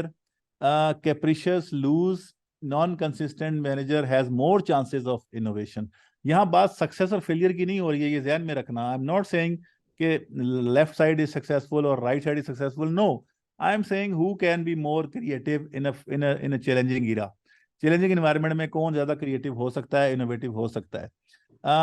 Inward, introvert, shy, privacy demand करने वाला बंदा नॉर्मली अलग रहता है, परे रहता है, बड़े कम चांस हैं कि वो कोई एक नई चीज बताएगा। जो शो ऑफ होगा, ओपन होगा, ज्यादा चांसेस यही हैं कि वो कोई ना कोई अपने आप को अच्छा साबित करने के लिए या शो मारने के लिए कुछ ना कुछ ऐसी बात करेगा कि जो थोड़ी सी क्रिएटिव हो सकती है। एक्टिव, इधर एक्टिव आ गया, एक्टिव बंदा मोर क्रिएटिव होता है, passive mostly are not that creative. Lazy हो सकते हैं क्रिएटिव, पैसिव नहीं होगा। Independent can be more creative because the dependent person will always look to his or her boss कि सर बताएं क्या करूं। अपनी सोच नहीं होती उसकी, डिपेंडेंट मैनेजर की, वो हमेशा अपने बॉस की बात मानता है और चुप करके उस पर अमल करता है। इंडिपेंडेंट बंदा जो होता है वो सोचता भी है और करता भी है। Dominant will definitely be more chances of having creativity. Competitive versus cooperative. अच्छा, इसमें कुछ थोड़ा सा मैं आपको बता दूं कि कॉम्पिटिटिव होता है जो कहता है सारे नंबर मैंने बनाने हैं, और कोऑपरेटिव वो होता है जो सबके नंबर बनाता है टीम के।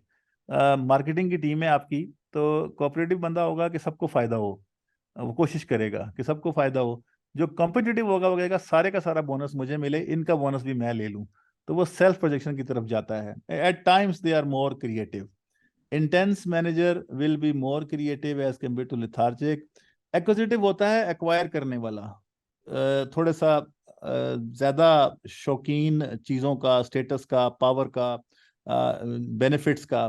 सो एक्विजिटिव जो होगा वो एज कम्पेयर टू जो होता है ना कनात पसंद, क्वाइसेंट, क्वाइसेंट से बेहतर एक्विजिटिव होगा when it comes to innovation, क्योंकि वो किसी ना किसी तरीके से और की तलाश में, कुछ और की तलाश में क्रिएटिविटी और इनोवेटिव टेक्निक्स यूज करता रहेगा। एंड लास्टली ये आप कहते हैं ना कि बहुत ही ऑनेस्ट अफसर है, बहुत ही पंक्चुअल है, सुबह सबसे पहले आता है, सबसे बाद में जाता है। ये जरूरी नहीं है कि ये कामयाब हो और ये प्रोडक्टिव हो।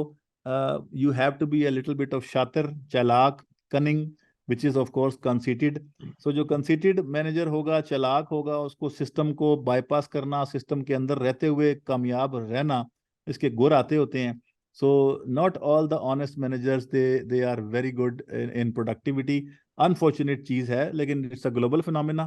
आप इसको देखेंगे तो आप खुद भी बहुत सारे लोगों को जानते होंगे who were very conceited, who were very कहना चाहिए sly, very cunning, and they moved their way up and reached to some other very high level things.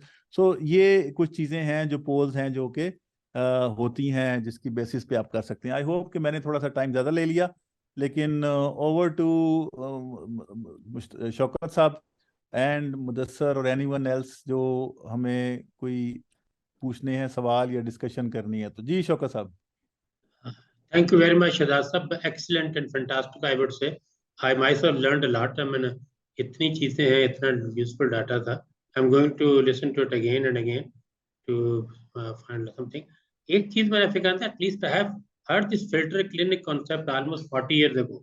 तो ये क्यों नहीं हम बना सकते? Let's teaching hospital, test hospital है, वहां पर एक फिल्टर क्लिनिक शुरू कर दें। पेशेंट जो आते हैं सर ये हमने पिम्स में हमने ये बनाया था, और मसला ये होता है फिल्टर क्लिनिक का कि अगर तो फिल्टर क्लिनिक आप ऐसा बनाएं कि जिसमें you have a very competent consultant to filter the cases who are being referred to the tertiary care hospital, तो फिर तो ठीक है। बदकिस्मती ये है कि फिल्टर क्लिनिक को ये एड ऑन फैसिलिटी समझता है। आपका जो मैनेजर होता है टर्शियरी केयर हॉस्पिटल का, वो समझता है ये एडिशनल बोझ है हमारी ओपीडी के अलावा, तो वो भेजता है अपने पीजीज या अपने उन लोगों को भेजता है। बल्कि मैं तो कहूंगा यहाँ पे हमारे, मैं नाम दिलूंगा अस्पताल को, वहाँ फिल्टर क्लिनिक पे सजा याफ्ता को भेजा जाता है। जिसको सजा देनी होती है ना, जिसको सजा देनी होती है ना, कहते इन्हू ला दो फिल्टर क्लिनिक, उधर जो है वहां जलील होगा, ख्वार होगा। बदकिस्मती है, बट आइडियली आई एग्री दुनिया में। अच्छा एक और मैं आपको बात बताऊं, Pakistan institute of medical sciences PIMS जब बना था ना, जब लक साहब के जमाने में इसका इफ्ताह हुआ, और ये जायका वालों ने बनाया था, जापानियों ने बना के तोहफा दिया था पाकिस्तान को पिम्स का। तो जब वो सारा राउंड हो गया तो जवाहर साहब ने पूछा, यार ये मुझे ओपीडी ब्लॉक किधर है, ये तो दिखाओ। तो जापानियों को ट्रांसलेट करके बताया गया कि ये प्रेसिडेंट साहब कह रहे हैं कि किधर है इसका ओपीडी ब्लॉक। तो वो हैरान हो गए, एक दूसरे को देखने लग गए। उन्होंने कहा कि ये भाई ये टर्शियरी केयर हॉस्पिटल है, खुदा का खौफ करो, यहाँ कौन सी ओपीडी होगी, यहाँ तो कोई ओपीडी नहीं होती, ये इट्स एन इंडोर फैसिलिटी। तो वो नाराज होकर घर चले गए, अपेरेंट हाउस चले गए नाराज होकर। उन्होंने बड़ी सख्त तरीके से डांटा उसको, मिनिस्टर को भी, सेक्रेटरी को भी, तुम लोगों ने ये क्या बनाया, अस्पताल में ओपीडी नहीं है। तो जो पिम्स की ओपीडी है वो एक अलग PC1 बना के विद इन फ्यू मंथ्स मैं कहूंगा एकदम से इरेक्ट की गई, जो किसी से भी जिसका कोई लिंक नहीं है। सो मेरा जो जाती राय है वो ये है कि ओपीडीज भी की बजाय वो आप वाली बात है, होनी ही फिल्टर क्लिनिक चाहिए टर्शियरी केयर के। ओपीडी का तो काम ही नहीं है, वो डिस्पेंसरियां किस लिए हैं फिर जो शहर में बनाई गई हैं बहुत सारी। जी ओवर टू यू जी। I can see General Aslam. Please, any question from you, General Aslam? I can see Aslam Saab. Good to see him after a long time. Thank you very much, Dr. Shahzad Khan. Good to listen to you. देखिए, मैं दो चीज़ों पे करूँगा। जी एक जी GDP, और मुझे 2-3 दफ़ा बुलाया गया था लाहौर में टू गिव अ जी। Talk on health care system in Punjab. हाँ जी WHO की साउथ पंजाब के लिए, साउथ पंजाब कहता हूँ, साउथ एशिया के लिए जी। Recommended GDP 6%। हाँ जी बिल्कुल। WHO की इट इज और पूरे 6%। ग्लोब की 5% है, मतलब पूरे पूरे दुनिया ग्लोब की की। 5% है। हाँ हाँ जी। साउथ एशिया के लिए 6% है। हाँ और जी। उस 6% में हमारा जो है उसके 1.1% पाकिस्तान को, या थोड़ा हाँ 1.18 1%। होगा, बिल्कुल नहीं 1%। 1.1% पाकिस्तान में मिल रहा है। और जो साउथ एशियन में सबसे कम है, साउथ एशियन कंट्रीज में से, इंक्लूडिंग दुनिया में। अफगानिस्तान। बल्कि जी जी। अफगानिस्तान का हाईएस्ट है इन साउथ एशिया, एज हाँ यू जी हैव नरेटेड। तो इस पे हमें गवर्नमेंट से बहुत बात करनी है। अच्छा, बात आ जाएगी, अभी रिसेंटली आप बात कर रहे हैं फिल्टर क्लिनिक्स की। जी जी। Filter clinics basically they are triage, they are exact triage units. Exactly. अभी जो स्पेशलाइजेशन की एज है, इसमें general physician, which means FCPS, hmm MRCP or diplomat, American hmm. board. General physician or general surgeon is a figure to be placed in the filter clinic, but is called as triage. हाँ जी ताकि जो छोटा मोटा जो काम है, typhoid है, malaria है, जुकाम नजला है, बुखार है, छोटा मोटा, वो वही खत्म हो जाए और हाँ जी। बाकियों को वो अंदर भिजवा सके। So it is not a job of a medical officer in the हाँ प्रेजेंट era, बिल्कुल नहीं since है। it is an era of specialization, rather super specialization. Super So special. general physician or general surgeon could be uh, uh, in charge of the filter clinic, and what is he is doing the duty of a triage. तो ये मेरे दो बिल्कुल सही। Point. बिल्कुल सही बिल्कुल सही, बहुत एग्रीड जी। यस, वेरी गुड आइडिया जी। बिल्कुल, वो जो जिसको सजा देनी है उसको ना भेजें। यही कल आता हमारे जो इमरजेंसी में भी ऐसे ही लोगों को भेजते हैं जिसको सजा देनी होती हाँ है। मोस्ट ऑफ द इमरजेंसी हमारे जो वो हॉस्पिटल में फिर है वो मरीजों को वहां भी सजा यही हाल देता होता है। हाँ हाँ, वो मरीजों को सजा देता है फिर। जी। है। ये जी एनीवन बिल्कुल। Anyone else? Anyone else please?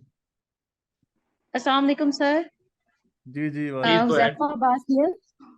Sir actually आपने जो है पीछे काफ़ी ज़्यादा डिजीज़ बर्डन की बात की, सारा कुछ हेल्थ केयर फाइनेंसिंग की बात की कि हमारा जो है 1% बजट होता है। लेकिन जैसे कि अब पाकिस्तान जो है वो 10th मोस्ट उसके अंदर आता है क्लाइमेट चेंज के लिहाज से।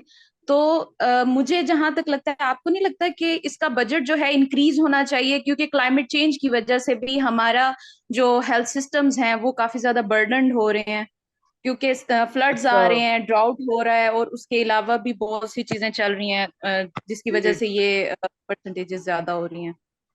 हाँ, एक तो इफेक्ट डेफिनेटली है क्लाइमेट चेंज का, लेकिन वो सर्टेन चीज़ों के ऊपर है। हमारी जो बहुत सारी चीज़ें ऐसी हैं जो कि इवन विदाउट क्लाइमेट चेंज भी बहुत प्रॉब्लम्स हैं, और डेफिनेटली क्लाइमेट चेंज उसको मजीद इम्पैक्ट करेगा। अच्छा, एक सबके लिए मैं बताना भूल गया। एक तो मैंने बताया कि 1% है, या 1200 अरब रुपए लगता है साल में पाकिस्तान के अंदर हेल्थ के मुख्तलिफ मसाइल पे। एक और बहुत बड़ा फैक्ट ये भी है कि जो पैसा गवर्नमेंट ऑफ पाकिस्तान ऑलरेडी दे भी रही है ना, उसकी यूटिलाइजेशन भी प्रॉपर नहीं है। तो अगर आप एक 500 अरब रुपए देते हैं सरकार के लोगों को, सरकारी अस्पतालों को, सरकारी डॉक्टरों को, और वो उसमें से पूरा 500 अरब भी खर्च नहीं कर सकते, तो उनको अब 1000 अरब तो नहीं दोगे ना।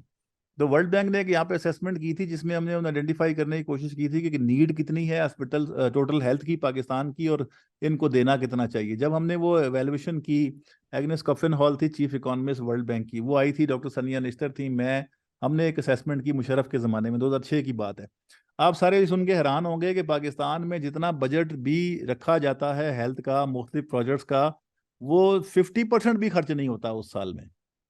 यूटिलाइजेशन रेट का ये हाल है। तो जब आपका बर्न रेट इस तरह का हो कि जब, तो वो जो एग्नेस कफिन एंड में मुझे कहती है, doctor Khan please tell me, if I give you $100 for 1 year and at the end of the day you spend $50, can you ask me to give you $200? No. तो ये एक बहुत बड़ा डायलेमा है यहाँ पे हमारे मुल्क का, कि एफिशिएंसी सिस्टम की बहुत पैथेटिक है। हमारे यहाँ पे प्रोजेक्ट प्लानिंग किसी को नहीं आती, प्लान बनाना नहीं आता, PC1 बनाने नहीं आते, बड़े बड़े एम्बिशियस किस्म के प्रोजेक्ट्स बनाते हैं, अरबों रुपए के उस पर रिलीजेस रखवाते हैं, अच्छा, कहीं तो रिलीज नहीं होता, लेकिन जहाँ रिलीज भी होता है वहां पे भी कंजम्पशन नहीं है। आपको सिंपल सी मिसाल दे दूं कि 1200 तकरीबन कोई करोड़ का एक प्रोजेक्ट था इसका डिफिड का, यूके का, और उसमें से कोई 100 करोड़ भी इस्तेमाल नहीं हुए 5 सालों में, लैप्स हो गए। उन्होंने एक्सटेंड किया फिर भी नहीं खत्म हो चुके। तो जोनस के प्रोजेक्ट्स भी, गवर्नमेंट ऑफ पाकिस्तान के प्रोजेक्ट्स भी, तो ये आप सब ध्यान में रखें कि it's not just the amount of funding which is given, it is the funding which is already given, it is not use judicially, it is not use properly, वो भी बेड़ा गर्क हो रहा है, ये भी ध्यान में रखें। Okay, ji, sir. anyone Thank else? you. Can I add something? या Please, बिल्कुल। please go ahead, ji. Ji, Professor Shamsa Humayun from Lahore. Ji. Sir, thank you for your excellent talk, and it was really very very impressive. मेरी 2-3 बस गुजारिशात हैं। जी, Its scenario is not that simple. सबसे पहली बात है कि right person is not for the right job, जो Exactly, हमारा exactly. सबसे बड़ा डायलेमा। हाँ नंबर जी। 2 जो है, हम बहुत ज्यादा खर्च करते हैं एंड स्टेज डिजीज के ऊपर। So no policies are there for lifestyle medicine कि आप लोगों को पहले से अवेयर करें कि डिजीज बर्डन आपका कम हो। नंबर 3, आप कह रहे हैं टर्शरी केयर हॉस्पिटल्स में से, ये अभी किसी ने बात की कि उनको लेके जाएं फिल्टर क्लिनिक्स में।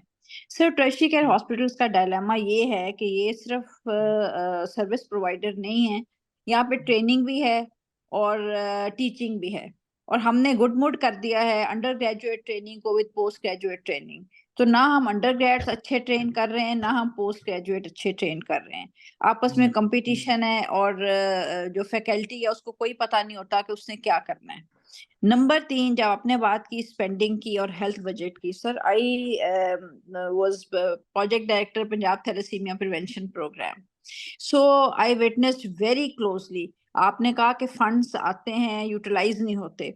द डायलेमा इज दिस कि जो फंड्स को रिलीज कराना है वो इतना एक मुश्किल काम, ब्यूरोक्रेटिक रेड टैपिज्म है कि आपके पास एक बंदा, आपको सारा वक्त जो है वो जाके सेक्रेटेरिएट में बैठे रहना होता है, फिर कहीं जाके आपका बजट रिलीज होता है, बाय दैट टाइम आपका बजट लैप्स हो जाता है। So sir, it is very very complicated in our system. किसी को ट्रस्ट नहीं है एक दूसरे के ऊपर। वो कहते हैं जी पैसे आपने ये, और एक इतना स्ट्रिक्ट होता है कि आपने इसमें से पैसे निकाल के एक भी पैसा दूसरी जगह पे खर्च नहीं करना। So it is like what I would say, the only solution is कि अब हम इसकी डिजीज प्रिवेंशन पे चले जाएं और लोगों को अवेयर करें कि आपने आपने इतनी अच्छी फर्स्ट स्लाइड दिखाई जो हमारा डायलेमा है, जिसके अंदर मैं पाकिस्तान पॉपुलेशन काउंसिल के साथ भी काम करती रही हूँ। अनफॉर्चुनेटली ना हमारा हम कॉन्ट्रासेप्टिव प्रेवलेंस रेट बढ़ा सके, ना हम अपनी सप्लाई चेन बेहतर कर सके।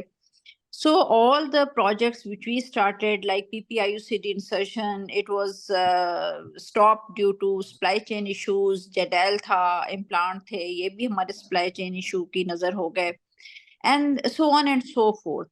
और हम बात करते हैं robotic surgeries की with a poor country. So sir, we can talk and talk. So thank you so much. Can I request Bashir साहब, Bashir Sheikh? अगर इजाजत हो जी। जनाब, सवाल ये भी सुन ले, फिर जवाब इकट्ठा दे देंगे। जी। जी जी, बहुत अच्छी प्रेजेंटेशन, और माशाल्लाह जो जैसे डॉक्टर जावेद साहब ने कहा, हमने भी लर्न किया और बड़ी अच्छी बात है। मेरा कहना था, मैं इस वक्त हूँ लाड़काना में, और हमारे पास टर्शरी केयर हॉस्पिटल का अलवाता है झटका मेडिकल का। इस वक्त अगर आप देखें, हमारे जितने जवान हैं, फौजी जवान हैं, या पुलिस है, या जो अदर स्पेक्ट्रम या अदर बॉडी जो एडमिनिस्ट्रेटिव है, बलूचिस्तान देखें, पेरीफेरी आप कश्मीर आप सुनते होंगे, हमारे यहाँ डेली 5000 लोगों की ओपीडी होती है। अब ये सारे पेरीफेरी से, यानी लाड़काना के शहर से अगर 15 किलोमीटर भी चले जाएं तो लगता है जैसे आप कोई डिजर्ट या अफगानिस्तान में आते।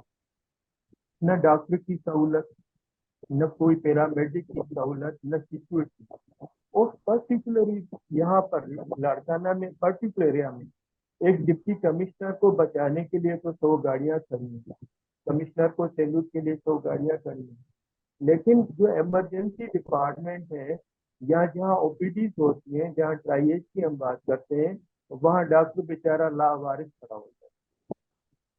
कोई बंदा उसको सिक्योरिटी देने के लिए तैयार नहीं, कोई पैरामेडिक सपोर्ट नहीं। मेरे पास वार्ड में 50 डॉक्टर हैं, बेडेड मेरा हॉस्पिटल, मेरा यूनिट जो है 60 बेडेड है, 50 डॉक्टर्स मुझे देगी। मतलब इसको करना है जी आपने, ये आपको आगे पैरामेडिक मेरे पास कुल 9 लोग हैं। तो ये जो वेरिएशन है, कोई भी लीडर, कोई भी बंदा इन चीजों को नहीं देख रहा। हम अपनी चीजें जाया बहुत ज्यादा कर रहे हैं, हम अपने रिसोर्सेज बहुत जाया कर रहे हैं। कोई ऊपर से कहीं से भी कोई ऐसी इनोवेशन इस्लामाबाद में, लाहौर में, कराची में तो बात हो सकती है, लेकिन जो पेरिफेरल एरियाज हैं उनको देखें तो सही क्या हो रहा है। इतनी ओपीडी में ये लोग कैसे काम कर रहे हैं, और क्या चीफ जस्टिस सारे फैसले करेगा? यहाँ तो ये होता है कि जी यही प्रोफेसर, ये सारे 5,000 मरीज इसी प्रोफेसर ने देखने हैं, बाकी का काम नहीं है। और उसी में सारी एडमिनिस्ट्रेशन भी होती है कि जी इसी ने देखने, क्योंकि जी डिमांड ये, तो ट्राइए कहाँ से बनेगा। तो इन चीजों को हम पढ़ तो रहे हैं, देख भी रहे हैं, आप लोगों से सीख भी रहे हैं, लेकिन ये क्या कोई ऐसा बंदा, कोई एक लीडर जो इस लोकल एरिया में कर सकेगा जहाँ ऐसे हालात हो? तो ये चीजें कुछ जरा डिस्कस करनी थी। बड़ी Last of your response, please. जी थैंक यू। मेरे ख्याल में इस पे अभी जो हमने नई हेल्थ पॉलिसी जिस पे हमने काम किया है, भुट्टा साहब उसके चेयर थे, जुल्फकार भुट्टा साहब, और काफी प्राइवेट सेक्टर, पब्लिक सेक्टर की रिप्रेजेंटेशन भी मौजूद थी उसके अंदर। उसमें जो बेसिक पॉइंट डिस्कस हुए हैं वो यही हैं कि गवर्नमेंट कहती तो है कि सब के सब हम खुद सर्विस मैं दूंगी। एक बहुत बड़ा डायलेमा ये भी है कि गवर्नमेंट ऑफ पाकिस्तान ये समझती है कि हर पाकिस्तानी की दहलीज तक सेहत की सहूलतें वो खुद पहुंचा देंगे, जो अमेरिका भी नहीं कर सकता, इंग्लैंड भी नहीं कर सकता, दुनिया का कोई मुल्क अपने मुल्क के शहरी की तमाम सेहत की सहूलतें नहीं पूरा कर सकता। और दूसरी बात, मैं बार बार समझाने की कोशिश करता हूं तमाम जो पॉलिसी मेकर्स हैं उनको कि government is not the service provider. Government होती है पॉलिसी बनाने वाली, प्लान बनाने वाली, रूल्स रेगुलेशन बनाने वाली, इन्फोर्समेंट करने वाली, क्वालिटी चेक करने वाली, स्टैंडर्ड सेट करने वाली, और वो प्राइवेट सेक्टर से करवाती है। मैं आपको एक सिंपल मिसाल दे दूं, एक कार्डियोलॉजी इंस्टीट्यूट है लाहौर में, मैं नाम नहीं लूंगा सरकार का, कि जिसकी हमने कॉस्टिंग की तो एक बाईपास सर्जरी, आज 2013 की बात है, ये शहबाज शरीफ साहब थे उस वक्त सीएम, एक सर्जरी जो थी बाईपास सर्जरी, वो उस अस्पताल में सरकार के 6 लाख की पड़ रही थी। जेल रोड पे प्राइवेट हॉस्पिटल वाले 2 लाख में वही सर्जरी करने को तैयार थे। हमने सीएम साहब को कहा कि अगर आप 6 लाख रुपया एक गरीब का इलाज करवा रहे हो उस अस्पताल से, इससे 3 गरीबों की सर्जरी हो जाएगी प्राइवेट हॉस्पिटल में, सरकार के 6 ही लगेंगे लेकिन भला 3 का हो जाएगा, सिर्फ 3 का, और इसका मतलब हुआ 1 लाख की जगह 3 लाख बंदों का फायदा हो जाएगा साल में। तो पॉइंट ये है कि गवर्नमेंट ऑफ पाकिस्तान का जो हम जिस पे चाह रहे हैं, और काफी हद तक मूड बन गया हुआ है पब्लिक प्राइवेट पार्टनरशिप की तरफ, तो एक जो चीज करने वाली है वो है कि गवर्नमेंट अपने आप को वापस लेके आए पॉलिसी मेकिंग में, रूल्स पे, स्टैंडर्ड्स पे, क्वालिटी एश्योरेंस पे, हेल्थ केयर कमीशन को बेहतर करे, क्वालिटी ऑफ ट्रेनिंग्स को बेहतर करे, ह्यूमन रिसोर्स डेवलपमेंट करे, ये सरकार करे। पब्लिक हेल्थ के प्रोग्राम सारे सरकार के पास हों, प्रिवेंटिव प्रोग्राम सारे सरकार के पास हों। जो बाकी प्रोग्राम्स हैं उसमें पुअर की प्रोटेक्शन के लिए पुअर के लिए कार्ड बनाएं और पुअर को फ्री ट्रीटमेंट का कोई निजाम बनाएं, और जो वेल टू डू हैं, पे कर सकते हैं, उनको सब्सिडाइज रेट पे चीजें मिलें। तो ये तब होगा जब हमारा लेवल ऑफ केयर भी डिटरमिन हो जाएंगे। अभी आपने कहा ना, सबसे बड़ा मसला टर्शरी केयर का ये है कि वो वॉक इन फैसिलिटी बने हुए हैं हर शख्स के लिए, विच इज रॉन्ग। दुनिया में कोई ऐसा निजाम नहीं है। इंग्लैंड में भी आप जाएं, किसी अस्पताल में आप वॉक इन नहीं कर सकते, इमरजेंसी में भी आपको प्रूव करना पड़ता है कि ये इमरजेंसी है।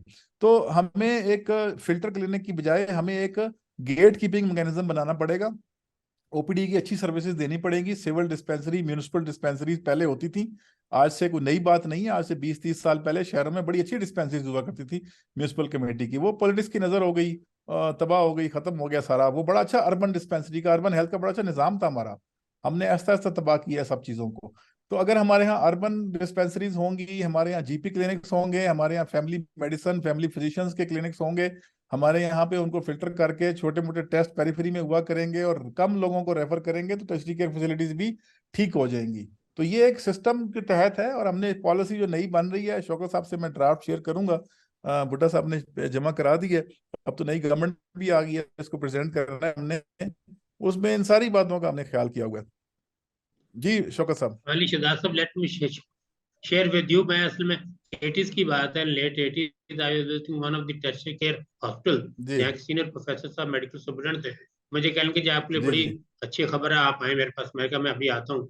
जब मैं फारूक होकर पहुंचा हाँ तो कहने कि इस हॉस्पिटल की तारीख में, मैं नाम नहीं लेता, कि पहली दफा ऐसा हुआ हाँ है कि मैंने 20 मिलियन रुपीज गवर्नमेंट को बचा के वापस किया। तो हाँ मैंने कहा बिल्कुल जी, ऐसे आई एम वो प्लान ये चाह रहे थे द मोस्ट ऑनेस्ट। मैंने कहा जी, इस हॉस्पिटल की तारीख में आपसे इनएफिशिएंट, इनकम्पिटेंट कोई मेडिकल स्टूडेंट आया ही नहीं होगा। हाँ तो इनकम्प्लीट मैं बंदा आता हूँ, कोई आ ही नहीं होगा क्योंकि यू कांट बजाय spend your facility money, you के। Don't have the. हाँ तो that brings me to the question कि don't you think health administration is a specialty? ये जो हमारे एक है ना कि बिल्कुल सीनियर प्रोफेसर जो है वही मेडिकल स्टूडेंट लगे, ये एडमिनिस्ट्रेशन इन्हीं को दी जाए। Let it be run by the health administrators. हाँ ये केपी ने भी इस पे किया है तजर्बा, और पंजाब अभी इस पे कर रहा है, बलूचिस्तान में भी हो गया है, हेल्थ मैनेजमेंट कैडर बनाया है। अच्छा अब बदकिस्मती ये समझ लें कि हेल्थ मैनेजमेंट कैडर के भी मसाइल हैं। आप किसी को मास्टर्स ऑफ पब्लिक हेल्थ करवा के हेल्थ मैनेजमेंट कैडर में लेके आते हो तो public health is not management. मतलब आपने उसको एपिडेमियोलॉजी स्टैटिस्टिक्स वगैरह पढ़ा तो दी, प्रिवेंटिव हेल्थ पढ़ा दी, लेकिन मैनेजमेंट तो बहुत नॉमिनल सी पढ़ी होगी ना उसने। तो फिर आप राइट। उनकी ट्रेनिंग्स करवाएं सिविल सर्विस एकेडमीज में, या उन्हें काकूल भेजें, या उन्हें सिविल सर्विस एकेडमी में ब्यूरोक्रेट्स के साथ पढ़ाएं 2 महीने 3 महीने, तो फिर वो आके मैनेजमेंट के काबिल होंगे। तो अभी हमने इसमें HSA ने शुरू किया है डिप्लोमा हॉस्पिटल मैनेजमेंट का, उसको हम मास्टर्स पे लेके जा रहे हैं, और बाकी यूनिवर्सिटियों के साथ भी इस पे काम कर रहे हैं। We need proper health management training, this is essential for everybody. Clinician है वो करेगा तो आएगा मैनेजमेंट में, वरना ना आए।